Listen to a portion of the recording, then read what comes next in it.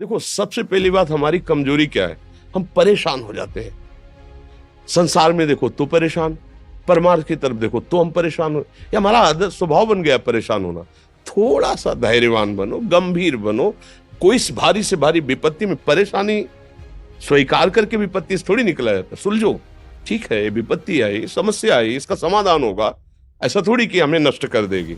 अगर अभी हमारी बड़ी हानि हो जाती है, हम कल इससे बड़ा लाभ प्राप्त कर सकते हैं। हमको एकदम बिल्कुल गंभीर रहना है, इतने कमजोर नहीं बन जाना। अब वो गए तो क्या होगा, अब वो वस्तु गई तो क्या, पद गया तो क्या होगा। प्रयास किया था, ये पद मिला था, इससे बड़ा पद प्राप्त करूंगा, मैं इससे बड़ा महान बनूंगा। ठीक है, एक बार गिर गया, गलती हो गई, दंड भोगूंगा, फिर इससे ज्यादा संयम में रहूंगा। बिल्कुल मतलब एकदम फ्रेश दिमाग रखना चाहिए।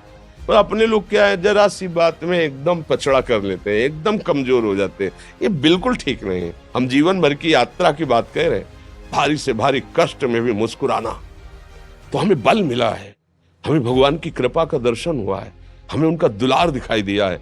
अगर ऐसे तो भाग जाते, फिर परमार्थ में थोड़ी चलना होता है।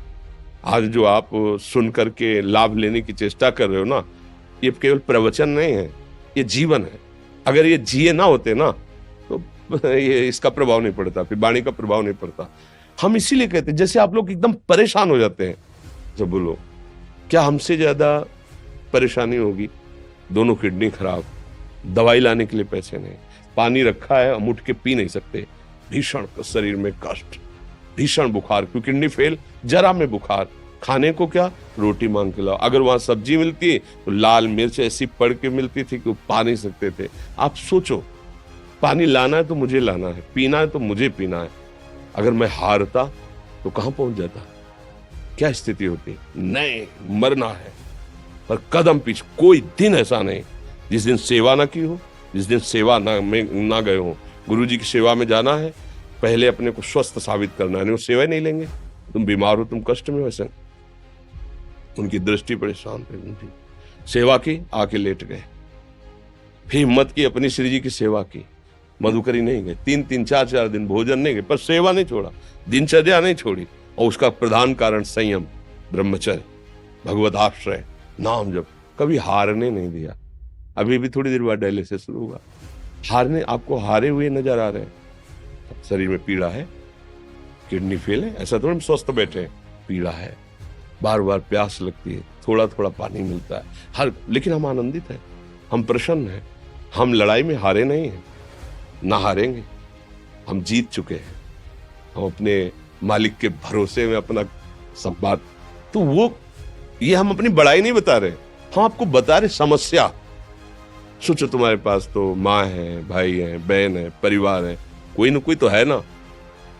मेरा किसी ने कभी जीवन में ध्यान भी नहीं दिया, क्यों? बचपन से बाबा जी बन गए, किसी से प्यार नहीं, किसी से संबंध नहीं, कोई जानकारी नहीं, हम कहाँ हैं, वो कहाँ है, किसी से कोई मतलब नहीं। अच्छा, जवान साधु कौन श्रद्धा करे? कभी गांव जाने की हिम्मत नहीं पड़ती कि रोटी मांग ले, पता नहीं लोग क्या सोचेंगे, क्या भावना कर ले। हम दरवाजे पे खड़े हैं, क्या कैसी भाव, जो हमारे सामने आकाश वृत्ति से आया यौवन अवस्था में, वही पाया, अन्यथा भूखे रह गए। जब हम हर समय अपने को विवेक के द्वारा सावधान रखे, तो हम कभी निराश नहीं हुए, कभी उदास नहीं हुए, कभी ऐसा नहीं लगा कि यार हम दुखी, कभी नहीं लगा। उसी का फल है कि उस सुख का संकेत मिल गया जहां दुख की निशानी भी नहीं है। वही उसी के बच्चे हो, हम सब उसी धातु से बने हुए हैं। हम इतना क्यों परेशान हो जाते हैं? हम ये देखते हैं, अपने लोग थोड़ी बात बिगड़ गई परेशान, नहीं बिगड़ी तो बिगड़ जाने की संभावना में परेशान है। आज सुख है, लेकिन कल सुख छिन जाएगा, तो हम आज के सुख में सुखी ना होकर कल के दुख की आने की संभावना में हम भयभीत हो। मतलब क्या हमारी सोच रह गई? हमको इतना बलवान बनना है कि सुख और दुख दोनों हमको छू न सके। भारी से भारी सुख की व्यवस्था है तो अहंकार नहीं, हर्षित होकर किसी का अपमान न करे कि हम धनी, हम पदाधिकारी, अमुक। भारी से भारी दुख आया तो हमें किसी के सहयोग की जरूरत नहीं, हम फिर अपने कदम बढ़ाएंगे, हम फिर जुड़ी हुई अपनी भावनाओं को सजाएंगे। मस्त जीवन, एकदम तुम अविनाशी के बच्चे हो। शेर का बच्चा भेड़ों के बीच में फंसकर म्यों म्यों बोल रहा है, बस अगर दहाड़ना सीख जाए तो कोई भी उसे परास्त नहीं कर सकता।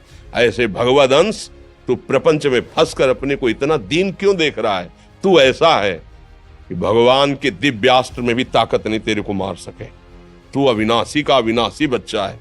विनाशी भोगों को, विनाशी शरीर को मैं मान के इतना भयभीत, इतना दुख ठीक नहीं। ये सबके लिए, केवल एक के लिए नहीं। आप समझो, आप लोग सोचते हैं हम गृहस्थ होकर भला ऐसी स्थिति कैसे। जनक जी सुखदेव जी के गुरु हैं और राजा हैं, महल है, रानियां हैं, नौकर है, चाकर। क्या सुखदेव जी जिनके शरीर में लंगोटी भी नहीं है, दिगंबर, परमहंस के गुरु हैं जनक जी जो राजा हैं। समझो, आप ऐसा ना सोचे कि हम नौकरी कर रहे हैं, हम संसार में, हम गृहस्थ हैं, हम आध्यात्मिक की ऊंचाई पर नहीं चढ़ सकते। नहीं, आप एक सरकारी नौकरी या आप किसानी या व्यापार करते हुए आप एक अध्यात्म की ऊंचाई में चढ़ सकते हैं। और अध्यात्म ही है जो तुम्हें इस माया के दुख सुख से ऊपर उठा सकता है। दूसरा, चाहे जितनी संपत्ति आ जाए, आप सुखी नहीं हो सकते। सब देख लो।